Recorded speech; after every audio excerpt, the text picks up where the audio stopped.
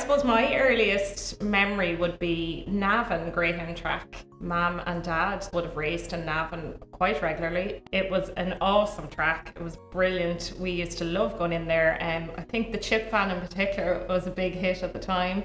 It was something we loved. It was just part of our routine. We'd come home from school, and if Dad wasn't there, because Dad worked away quite a bit, so we'd help Mum feed the dogs and bring them up the field and hand slip them or walk them or whatever, you know.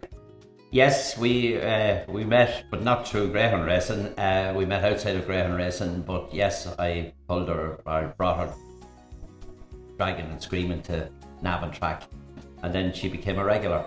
And I don't know whether it was the greyhound racing or the toasted sandwiches on the way home that did the trick, but we're still together. We had always had dogs.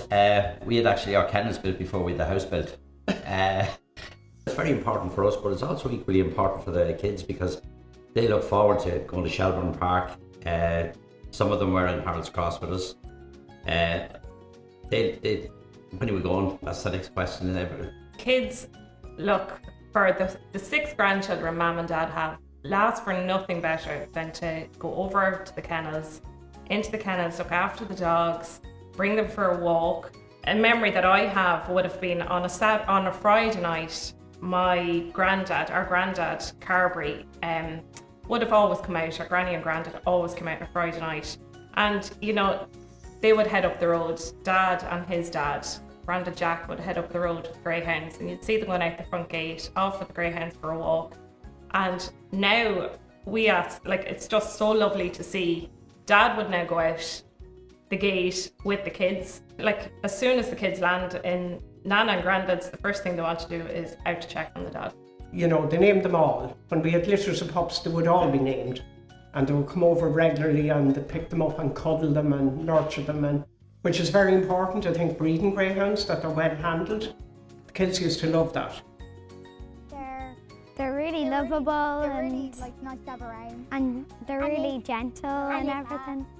And it's great to have them in life.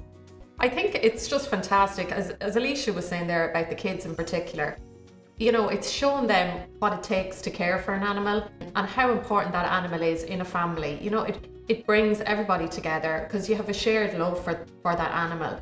And it's no different, you know, with a greyhound than any other dog or any other pet you would have. You know, these are part of our family. That's the way we look at it. And, you know, I can see that in my own kids, you know, developing that compassion and empathy for caring for something other than yourself is just so important. And it's such a great quality in that we're trying to, I suppose, raise our kids with. And it's that shared love that has been passed down from generation to generation of the greyhound and the sport, because it's such a wonderful night out. It's a family night out, you know, and yeah, it's just really enjoyable, and hopefully our kids will continue that through the generations, you know.